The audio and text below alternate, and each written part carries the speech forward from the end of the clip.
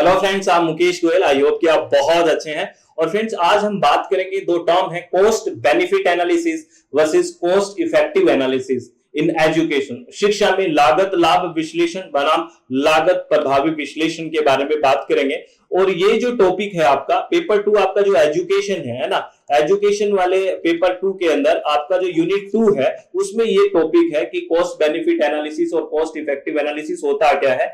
कई लोग इंटरचेंजली इसको यूज कर लेते हैं, लेकिन इसमें डिफरेंस है, वो क्या डिफरेंस है वो हमें जानना है। और यहां से आपको थ्योरेटिकल अप्रोच लेके क्वेश्चन कई बार पूछे जाने की संभावनाएं रहती है, तो बहुत आराम से इन दोनों का डिफरेंस आपको जानना है कि कॉस्ट बेनिफिट एनालिसिस यानी कि इसको शॉर्ट में CBA बोल देते हैं और इसको बोल देते हैं CEA। तो इनमें डिफरेंस क्या है, कॉस्ट इफेक्टिव एनालिसिस और कॉस्ट बेनिफिट एनालिसिस में, ये हमें जानना है। ठीक है फ्रेंड्स, चलो इससे पहले कि इसके बारे में हम बात करें, मैं आपको एक इंफॉर्मेशन दे देता हूं कि आपको पता है अपनी एक वेबसाइट है अपनी www.swmg.in और मोबाइल एप्लीकेशन SWMG। इस पे हम अभी अपने जून सेशन के लिए, जो आपका 16 जून के लिए प्रस्तावित है आपका एग्जाम, इसके लिए हमने क्रैश कोर्स लॉन्च किया हुआ है पेपर 1 का, जिसमें कंप्लीट 10 की 10 यूनिट्स है, जो बहुत इंपॉर्टेंट टॉपिक है। थ्योरेटिकल है 10 की 10 यूनिट्स। और आपका अगर कोई स्टूडेंट चाहता है कि मुझे प्रैक्टिस सेशन भी करना है, बहुत अच्छे से क्वेश्चंस को भी हैंडल करना है, तो 500 प्लस इसके PYQs है जो डिस्क्राइब किए हुए हर ऑप्शंस को। और ये मात्र आपको 599 में है ये कोर्स, ये भी 599 में है। अगर आप चाहते हो थ्योरी और प्रैक्टिस दोनों एक साथ हो जाए तो कॉम्बो पैकेज है 999 में, अगर आप विलिंग है तो ज्वाइन कर सकते हैं।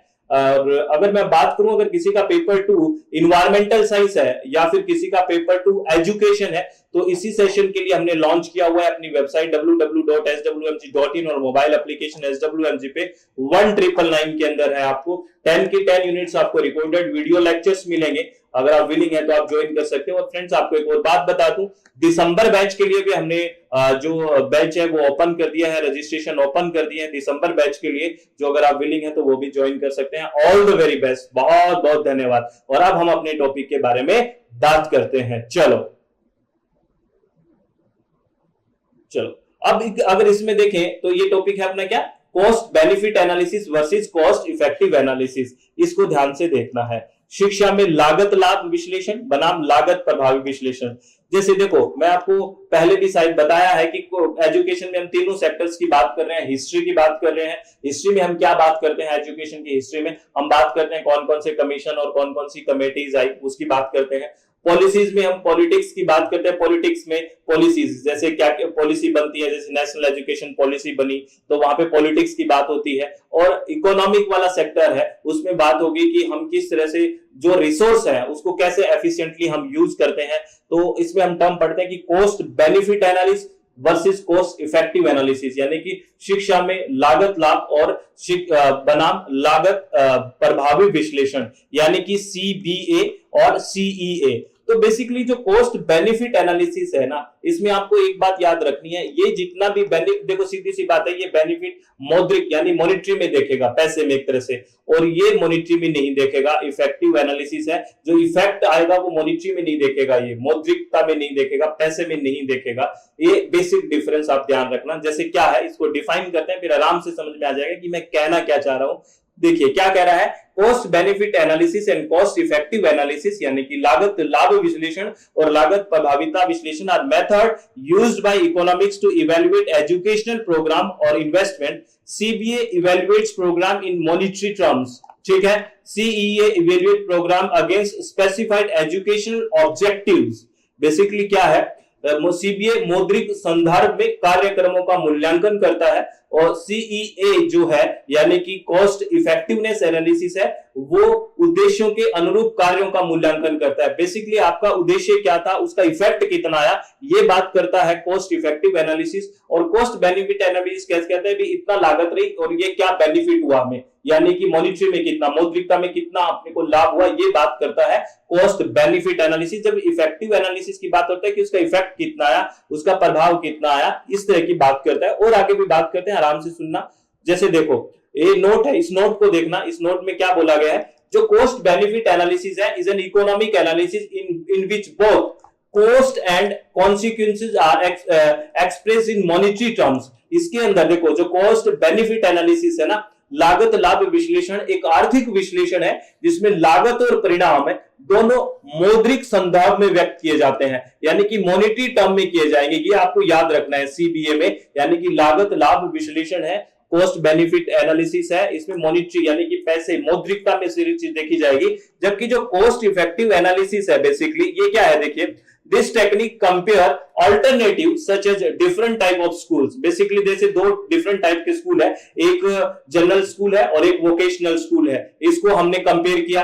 डिफरेंट कॉम्बिनेशन ऑफ इनपुट है, जैसे अलग अलग टीचर, बुक्स और other learning material, different different combination है, उसका इफेक्ट क्या आया, ठीक है। या फिर डिफरेंट एजुकेशनल प्रोग्राम है, एग्जांपल के लिए different types of teacher training दे रहे हैं, कंपेयर कर रहे हैं उसका, तो यानी कि उसका इफेक्ट क्या आएगा। तो दिस इज कॉस्ट, जो कॉस्ट इफेक्टिवनेस एनालिसिस है ये, है ना, इन terms of their effectiveness measured by variables, और अलग अलग वेरिएबल्स देखेंगे कि इसका एग्जामिनेशन रिजल्ट्स कैसे आए। जैसे डिफरेंट डिफरेंट हमने सिचुएशन दी ना, general school versus vocational school, input अलग अलग दिए, teacher, books and learning material, ठीक है। डिफरेंट एजुकेशनल प्रोग्राम है, जैसे डिफरेंट टीचर ट्रेनिंग प्रोग्राम चलाए, उसमें उसके एग्जामिनेशन रिजल्ट्स पे क्या डिफरेंट डिफरेंट आए, टेस्ट स्कोर क्या रहा और रिटेंशन और कंप्लीशन रेट्स कैसे रहे उनके, ये सब हम कंपेयर करते हैं बेसिकली। ये यानी कि उसके इफेक्ट को देख रहे हैं, डिफरेंट डिफरेंट चीजों का कि इफेक्ट कैसे आया। तो यही है ना लागत प्रभावशीलता विश्लेषण। यह तकनीक उनकी प्रभावशीलता के संदर्भ में विभिन्न प्रकार के स्कूल, जैसे कि सामान्य बनाम व्यावसायिक स्कूल, इनपुट के विभिन्न संयोजन जैसे शिक्षक, किताबें और अन्य शिक्षण सामग्री, या विभिन्न शैक्षिक कार्यक्रम, उदाहरण के लिए विभिन्न प्रकार के शैक्षिक प्रशिक्षण जैसे विकल्पों की तुलना करती है, परीक्षा परिणाम, परीक्षा स्कोर और प्रतिधारण या पूर्णता दर जैसे चरों के द्वारा उनको मापा जाता है कि किस तरह से कैसे रिजल्ट्स रहा है, ठीक है। तो यानी कि कॉस्ट बेनिफिट एनालिसिस है, वो बेसिकली बेनिफिट की बात कर रहा है, वो मौद्रिकता में बात कर रहा है, मॉनिटरी में बात कर रहा है। जबकि कॉस्ट इफेक्टिवनेस एक तरह से जो आपकी परिणाम है वो नॉन मॉनिटरी है, यानी कि ये मौद्रिकता में बात नहीं कर रहा, ये देखता है उसका प्रभाव कितना आया, ठीक है। जैसे कुछ बात ऐसे जैसे सीबीए का और देख लेते हैं, कॉस्ट बेनिफिट जो एनालिसिस है और कॉस्ट जो इफेक्टिव एनालिसिस है।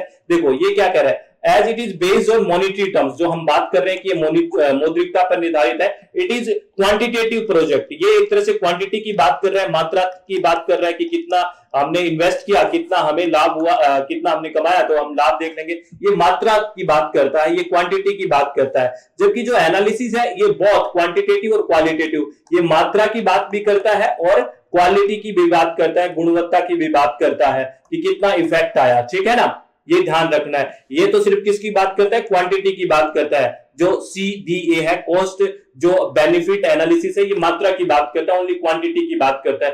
जो एनालिसिस हो रहा है इफेक्टिवनेस का, कॉस्ट इफेक्टिव एनालिसिस, ये दोनों की बात करता है, क्वालिटेटिव और क्वांटिटेटिव दोनों की बात करता है। It adopt broad societal perspective as it is individual includes all cost and all benefits. ये सारी की सारी कॉस्ट और बेनिफिट को क्या करता है, इंक्लूड कर लेता है।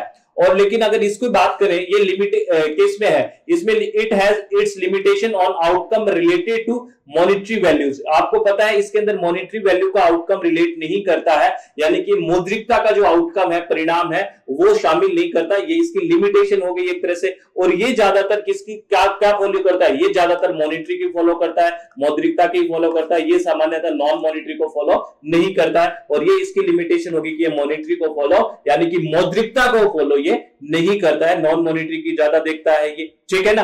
तभी इसको हमने क्वालिटेटिव प्लस क्वांटिटेटिव की बात की है, गुणवत्ता और मात्रात्मक की बात की है। और इसके जो रिजल्ट्स है, अगर बात करें, जो कॉस्ट बेनिफिट एनालिसिस है सीबीए है, और कॉस्ट इफेक्टिव एनालिसिस है। देखो सीबीए क्या है, the results are presented in terms of ratio of benefit to cost and return on investment, यानी कितना आपने इन्वेस्ट किया और उसका कितना बेनिफिट हुआ, ये हम देखते हैं। The results are presented in terms of incremental cost per unit of effectiveness for investment interventions, यानी कि यहां पे आप क्या देख रहे हो कि इफेक्टिवनेस कितना हुआ उसका, उसकी प्रभाविकता कितनी आई। यहां पे आप बेनिफिट मौद्रिकता में बात नहीं करते, इफेक्टिवनेस की बात करते हो। तो आई थिंक आपको ये बात समझ में आ गई होगी कि कॉस्ट बेनिफिट एनालिसिस में सामान्यतः बात करते हैं क्वांटिटी की, मौद्रिकता की, कि आपने कितना इन्वेस्ट किया, कितना आपको एक तरह से उससे गेन हुआ, उससे हमने प्रॉफिट देखा कि कितना बेनिफिट हुआ इसमें, किसमें, मौद्रिकता में, यानी कि मॉनिटरी में देखते हैं। और अगर इफेक्टिवनेस की बात करें, कॉस्ट इफेक्टिव एनालिसिस है, इनका मतलब ये है कि आपने जो चीज की, जो हमने चीजों को डिफरेंट डिफरेंट अल्टरनेटिव दिए, कंपेयर करके देखा कि किसका प्रभाव क्या आया, ये बात देखते हैं। यानी कि एक तरह से नॉन मॉनिटरी हो गया, वो गैर मौद्रिकता की बात करता है। तो आपको आई थिंक ये चीज समझ में आ गई होगी, बहुत इंपॉर्टेंट है। यहाँ से क्वेश्चंस पूछने की कई बार पूछे भी गए और बहुत संभावनाएं रहती है, तो बहुत आराम से शांति से इस कंसेप्ट को समझना बहुत बेसिक बात है, ठीक है। तो ऑल द वेरी बेस्ट, अपने चित्त को आप शांत रखें, किसी भी तरह की टेंशन ना लें, हमेशा खुश रहें और पढ़ाई अच्छे से करने की कोशिश करें। और शॉर्ट नोट हमेशा बनाएं प्लीज, जो चीज आपको इंपॉर्टेंट लगी, जो हम बोलते रहते हैं कि ये चीज इंपॉर्टेंट है, व्हाइट पेज पे ऐसे शॉर्ट नोट बनाओ कि इसका डिफरेंस ये हो गया, अच्छा ये बात है, ये बात है, बस बात बन गई। क्योंकि रिवीजन ज्यादा से ज्यादा होगा तभी सिलेक्शन होगा, अगर रिवीजन नहीं होगा तो सिलेक्शन होने के चांसेस बहुत कम हो जाते हैं, क्योंकि वो टेम्परेरी मेमोरी में रहते हैं और परमानेंट में जब तक नहीं जाएंगे तब तक बातें बनेगी नहीं, ठीक है। रिटेंशन होना चीजों का बहुत ज्यादा जरूरी है। तो ऑल द वेरी बेस्ट, बहुत बहुत धन्यवाद, thank you, thanks a lot.